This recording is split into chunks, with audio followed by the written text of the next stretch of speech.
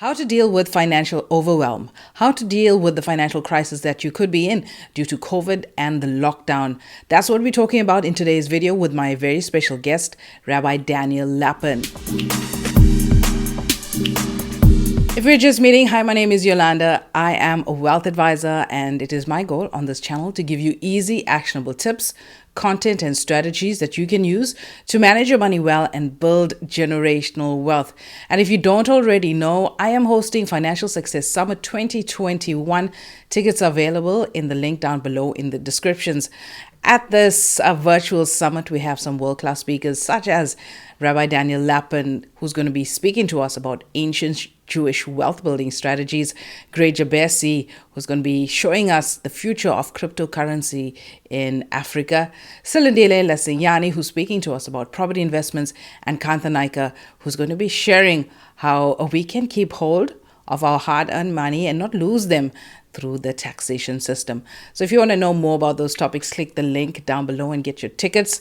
You do get lifetime access to all of our training material, including those trainings from our high quality speakers. I spoke to Rabbi Lapin recently, and we spoke about the current situation. People are struggling with finances due to the lockdown and the stress is there. And if you want to know how to survive this period, how to come out unscathed, so let's jump into that interview with Rabbi Daniel Lapin. Well, thank you for your time, Rabbi. Great pleasure. I'm really, really excited to be standing together with you on this. Thank you so much. So we know the world, it's a bit crazy. We're hopefully we're coming out of this pandemic, and a lot of folks in a state. A lot of people lost a lot. And how do they recover from that? How do they overcome that overwhelm that they might feel with in terms of their finances? You know, the crucial thing here, I think, is to focus not on all the ways in which things are now different from the way they were, a year ago or 3 years ago, or whatever date you want to choose, but instead to do some serious thinking about all the ways in which things remain exactly the same. Okay. People still eat. Yes. Nothing's changed. Okay. People still need to move around, whether it's from home to work, or for family reasons, or for health reasons, or for business reasons. But whatever it is, people still need to get around. People still need to put on clothes every morning. And I could go on and on and on. And it's a worthwhile exercise because you used a very good word a few minutes ago. You said mental overwhelm. Yes. And I like that word because it's a reality. It's something we are all susceptible to. And it's something that we must pull ourselves out of.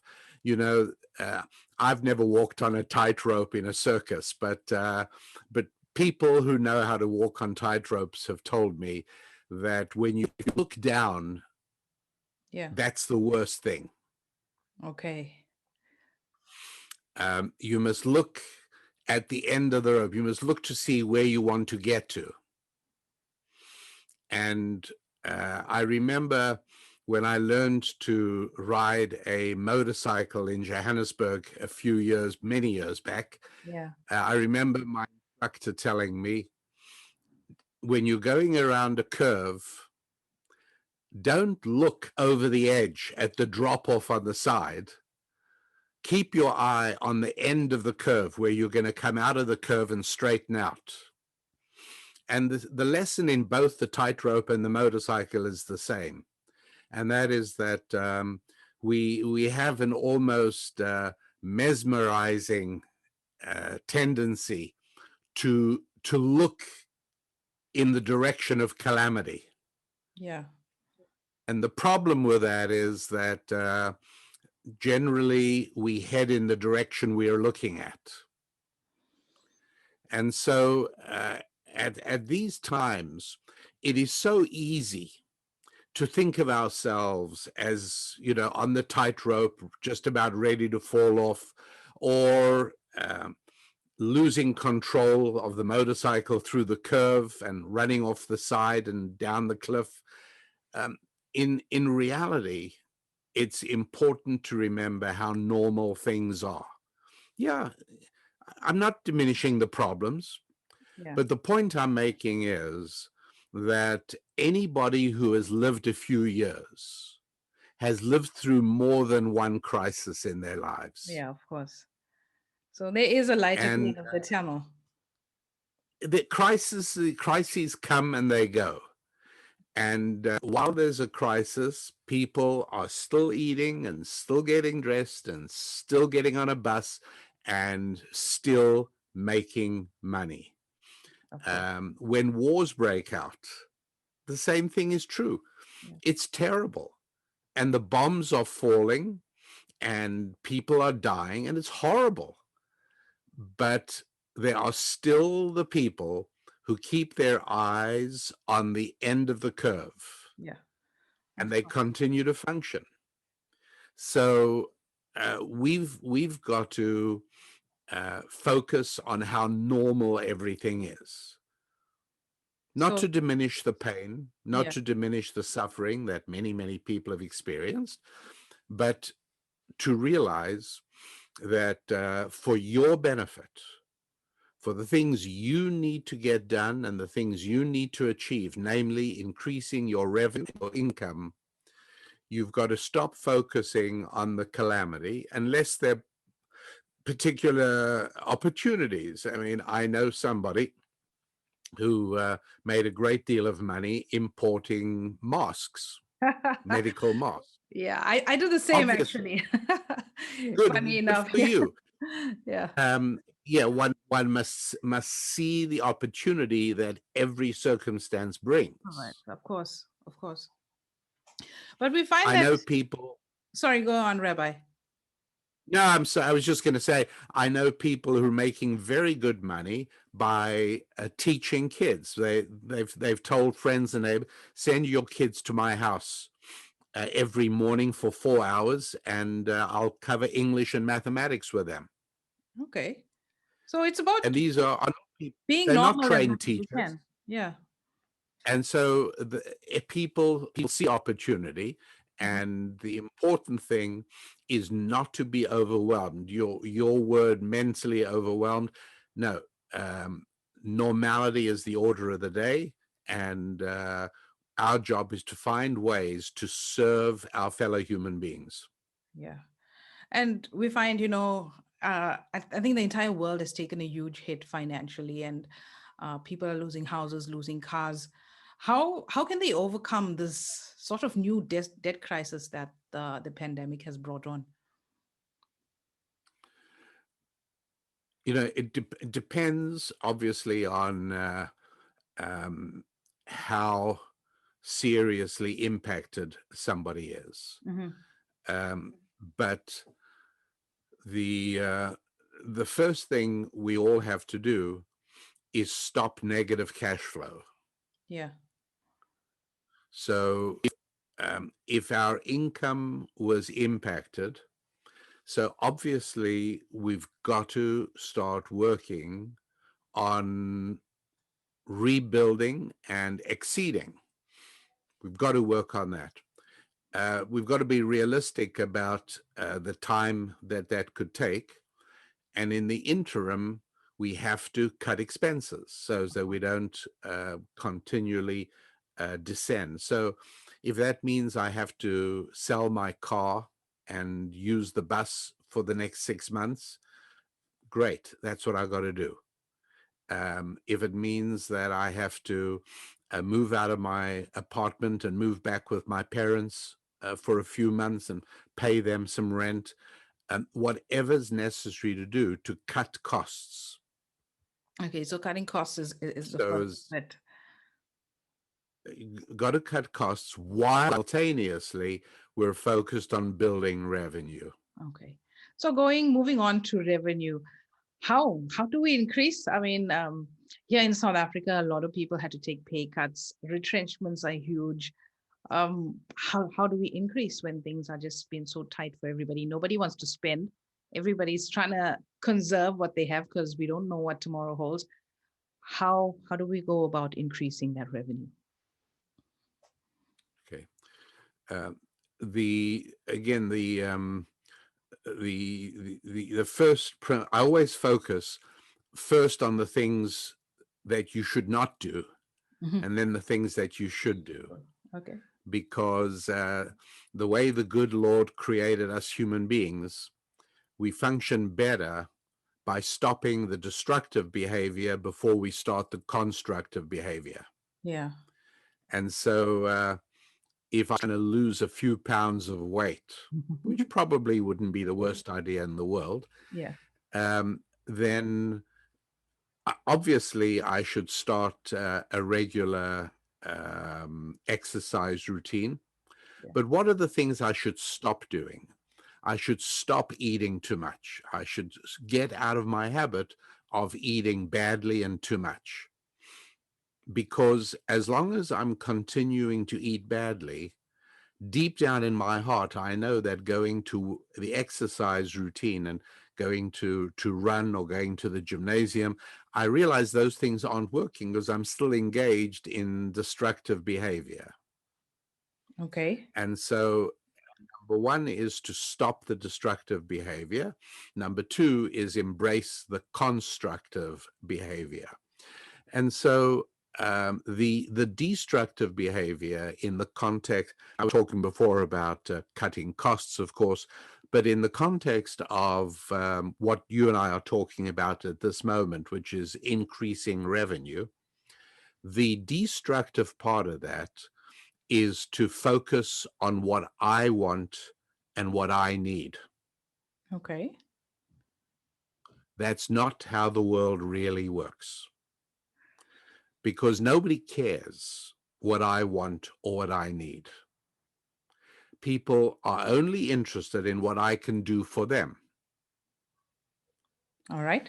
And so to give you an example, somebody comes to my company to apply for a job, and I interview them. And I might say to them in one of my questions, I might say, so what are the things you really enjoy doing? And that's really a trick question. Okay. I know it makes me sound very mean, but if you answer that question, Yeah. I won't hire you because I Okay. don't really care about what you really like. The only way to answer that question is for the person to say to me, Rabbi Lapin, I'm here interviewing with you because what I really want to do is come and work in your company, make your company more successful, and make your life less stressful. That's what I want to do. That's the only correct answer. So it's about making other people And happy so, or serving them in some exactly. way. And the trouble is, Yeah. and you know this from the people that you counsel and the people you advise, Yes. and that is we when we're stressed, as many people are, when we're stressed, we all have a tendency to focus on the things that we need and the things we want. Okay. And it's a big mistake because you don't get a job that way and you don't start a business that way. About wanting to. Um, All right. somebody somebody was consulting with me a few months ago, and she said, she said, all my life I've always loved thick New Zealand woolen sweaters. All right. And so Mm. I've started a business where I found suppliers in New Zealand, and I'm going to import woolen New Zealand sweaters. And I said, so tell me again why you're doing it. She says, because I've always loved sweaters. I've loved these thick sweaters. So I said, let your ears hear what your mouth is saying. You're starting a business because of what you want. Yeah. Not You have absolutely no idea what others what want. other people want. Of course. You have not even done a survey to see whether people where you are wear those sweaters or are cold or would like warm sweater. You don't know anything. All you know is what you like. The world does not care about what you like, what you need, or what you want. If all the people in the world were only your mother, then that would be fine because your mother cares about what you want, That's but true. nobody else does. Of course.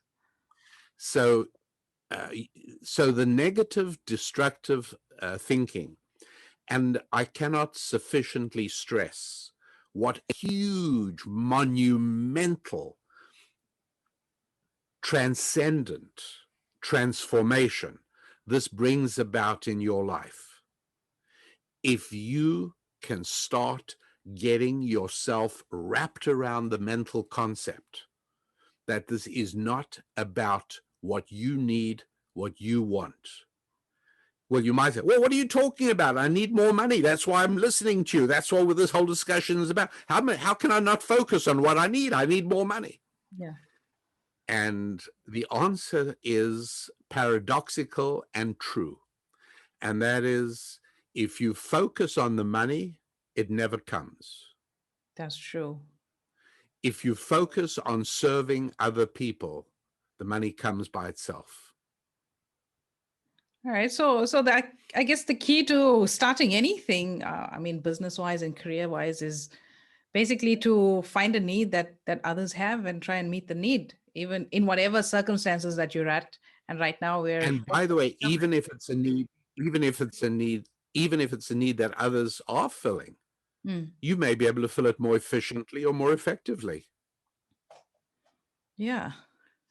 So I think everybody needs to basically regroup and take ourselves out of the equation and learn to serve others, I guess. It's important. You know, somebody might come to me and say, I'm going to start a jewelry store in the Sahara, in the Kalahari, let's say the Kalahari. Okay. I'll start a jewelry store in the Kalahari Desert. Yeah. Yeah, that doesn't make sense. And it's going to be, I'm saying, why are you doing that? He says, because there's no competition. I'll be the only supplier of jewelry in the entire Kalahari region. And I said, look, it makes no sense. Yeah. Nobody there. I don't know Johannesburg anymore because I haven't been there for many years, but there used to be a part of Johannesburg where there was a jewellery district. Okay. Where just a lot of jewelry stores all gathered. Oh, I don't know Johannesburg at all, so I couldn't help you on that one. But in many cities are like that. So in New York, the whole of 47th Street is not dozens of jewelry stores, but hundreds. Hundreds, yeah. Now you think about this is the very opposite of starting a jewelry store in the Kalahari Desert. Yeah. Yeah. Somebody says, should I start a jewelry store in the desert or on 47th Street, New York, where there's already, 300 jewelry stores? The answer is you go and do it in New York on 47th Street. What, is there room for another one? Sure, because you will find your niche and your customers. And if a customer of yours comes and wants something you don't have, you'll send him to somebody else on the block because you know that tomorrow that person will send a customer to you. Yeah. And so we focus very much on serving others, and you don't necessarily have to come up with an idea that no one's ever thought of before. It's fine to put a jewelry store on 47th Street. Okay. All right. That's been interesting. Now, you're one of our key speakers at Financial Success Summit in a couple of weeks. And I'm very honored. I'm really very proud of that. I know. It's the first time I'm doing this, and I thought that I've been following you for years, and you just dish out value every time you speak. And I just wanted South Africa to know more about some of these secrets from the Bible that you're sharing, ancient Jewish wisdom that you're sharing. I think as a country, we really need it right now. Even without COVID, we were in a storm, and COVID just amplified that storm for us. And that's right. Yes, that's right. We can't go back to the same old, same old. We need to start changing our mindset. And I honestly feel that you're the guy that can be that catalyst for us with the secrets that you have. I intend doing exactly that. All right. So we will see you next week on Financial Success Summit. So that was my conversation with Rabbi Daniel Lapin. And if you want to hear more from him, more wealth building strategies, how to get your mindset right, and learn how the Jews did it back in the day and how come they're so successful with money, he's going to be teaching us all of that at Financial Success Summit. So just a few days left. Grab your tickets before they sell out.